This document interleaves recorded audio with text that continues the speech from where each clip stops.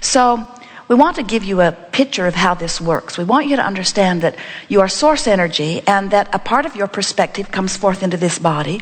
And here you explore contrast. And as you explore the contrast, this constant rocket of desire shoots forth from you. And when it does, that non-physical part of you rides that rocket, so to speak, and literally becomes the vibrational equivalent of whatever it is you have asked for. So everything that you have manifested in your life already was, before it manifested, it was received and held by the non-physical part of you. That non-physical part of you then calling you constantly toward it. For a while we have been saying to you that when you have a desire and you believe that desire, then it is. And then we began saying to you that when you ask, it is given. In fact, that message is so important that we've written a book and named it that, best title ever given to any book ever, because it tells you the whole story in the title. How good is that? Read the book anyway. It tells the whole story in the book. We wanted a longer title. We wanted it to say, so I am non-physically focused, and from my non-physical perspective, I send forth a part of that which I am into the physical experience. And in that physical human form, I begin to explore contrast. And as I explore the contrast, I know what I don't want, I know what I do, I don't know what I don't, I know what I do, I know what I don't want, I know what I do want, I know what I don't want, I know what I do want. And as I set forth those rockets of desire, then the larger part of me, the non-physical part of me, follows that rocket of desire and literally becomes the vibrational equivalent of it. And then when I, in my physical form, become a vibrational match to that which I'm asking for and to the broader part of me that has already become a vibrational equivalent to that which it is, then it is. But they said it was too long. And we like asking it is given anyway because it tells the whole story. But the thing that we want you to gather as a result of the time that we are spending together here today is that you are more than you know here in this physical body. And that larger part of you, that non-physical part of you, is playing a very large vibrational role in that which you are living. And when you accept that those two parts of you exist, and even more important, when you begin to understand that you in your physical form, beautiful beings that you are more than the flesh, blood, and bone being that you see. You are vibration. You are extension of source vibration. And when you understand that you are vibration, do you get that you are vibration mostly? You do such a good job of being vibrational beings that you don't even know you're it. What you see is a translation of vibration. What you hear is a translation of vibration. Even what you smell and taste and feel with your fingertips, all vibrational interpretation. And we want you to understand that you are vibration. And when you begin to get a sense of the two vibrational aspects of you, the part of you that's here focused and offering a vibration, and the larger part of you that is the eternal becoming of all that you have lived, the pure positive energy source part of you, and you begin to pay attention to the vibrational relationship between those two parts of you, now you can live life as you have intended. So how would you go about knowing the relationship between those two vibrational aspects of you and you? You're sort of like a two-headed monster, and we want to get both heads moving in the same direction. The way you can feel the relationship is through the emotions that you feel. In other words, when you feel passion, when you feel joy, when you feel love or enthusiasm, that means that whatever you're focused upon here in your physical form is causing you to offer a perfect vibration that aligns perfectly with that which you are, so there is no separation between you, and you are feeling the exhilaration of that alignment. But when you feel anger or fear or resentment or any of those not good feeling emotions, that means that in the moment of that feeling, you have activated, by virtue of whatever you're giving your attention to, a vibration within you, sort of beating the drum of what is or of what's gone wrong. And as you activate that vibration within you significantly enough that it gets hold of you a little bit, we'll talk about that later, then what happens is you're offering a vibration that has caused enough discord between you and who you really are that you feel the discord, and that discord is felt in the form of negative emotion. So it is accurate to say negative emotion always means the same thing every time. It means I, in my human form, am not keeping up with who I really am. With who, oh, hear this, this is the most important thing.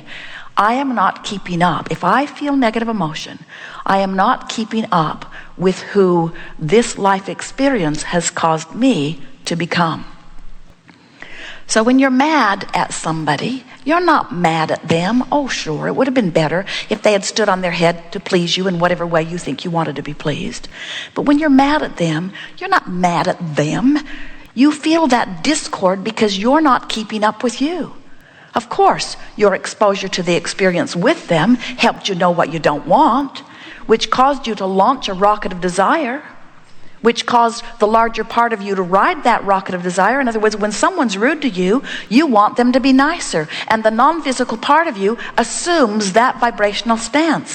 When you're rude to someone, you want to be nicer. And the non-physical part of you assumes that vibrational stance. So now, your exposure to whatever happened has caused you to know what you don't want. You don't want them to behave like that, which helps you to know what you do want. You would like them to behave like that. The source energy part of you turns immediately, completely, it's what Jesus meant when he said turn the other cheek, gives undivided attention to that which you are asking for and holds that vibration steady and constant for you. And if you don't go, you don't feel good. Now, why is it that you would even feel the vibrational relationship between you and you? Well, because it's you. When you're pulling apart, it doesn't feel good. And when you're in alignment, it feels wonderful. But there is another piece to this that we know if you understand this, then you'll get how you've been feeling. Then you'll understand why you feel the way you do about the things you feel the way you do about.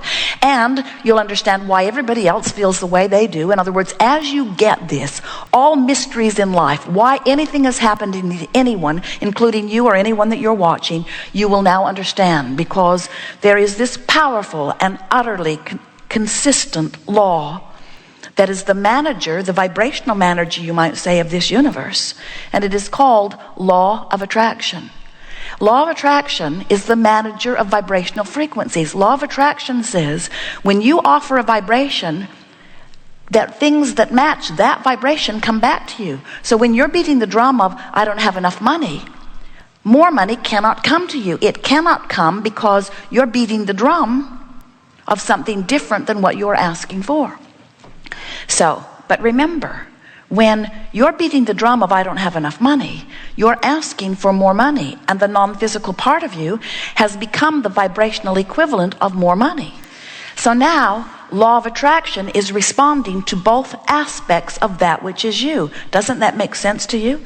If law of attraction is this equal opportunity manager, responding to all vibrations, bringing vibrations together that are a match to one another, doesn't it make sense that law of attraction is responding to the non-physical part of you as well as the physical part of you? So now we have a question. We're going to appeal to your logic, and then if you get it wrong, we'll tell you the real answer.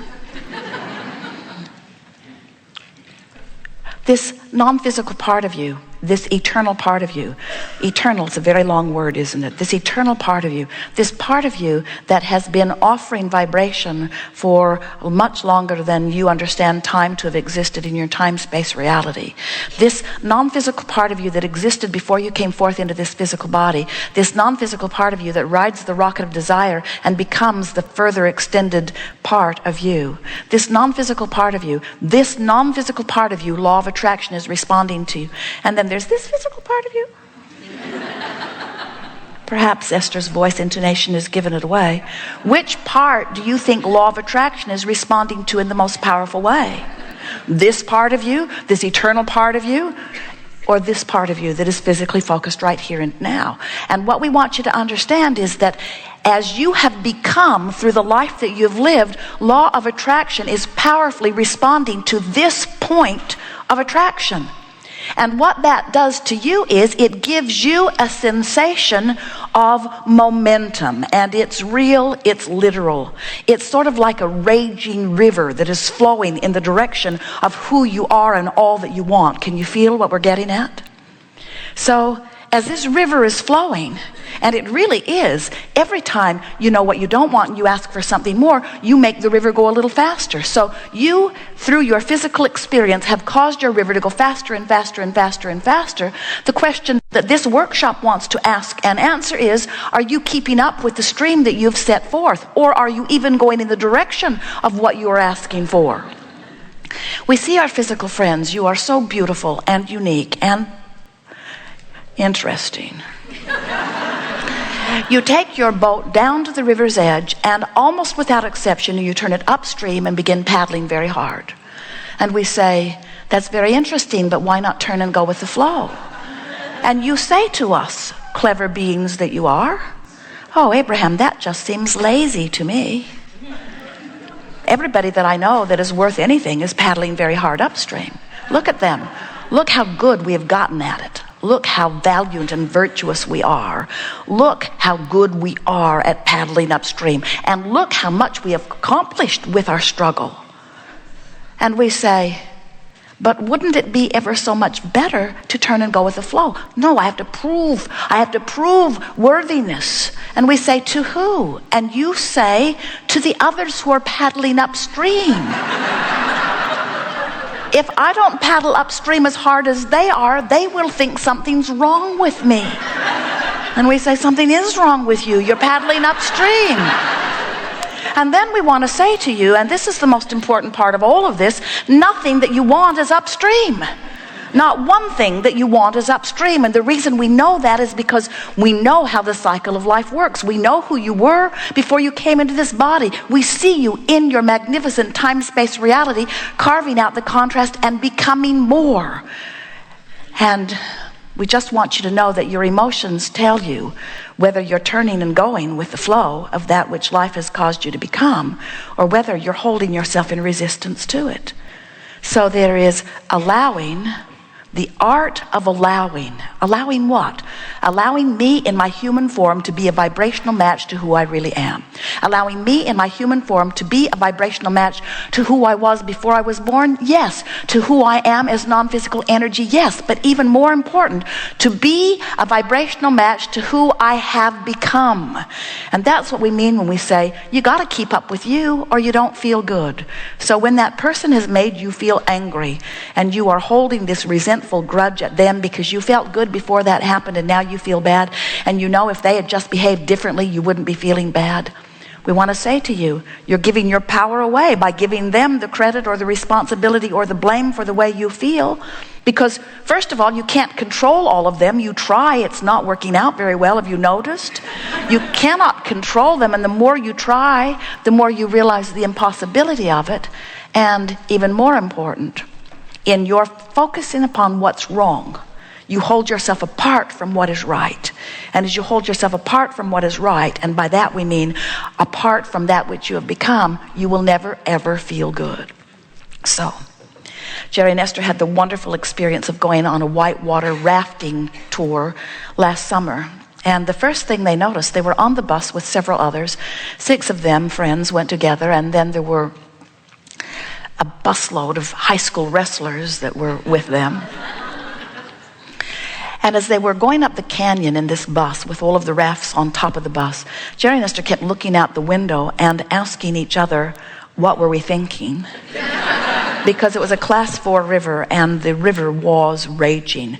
A lot of snow melt, the river was high and fast, spiking up over the boulders and embankments. It was amazing to see.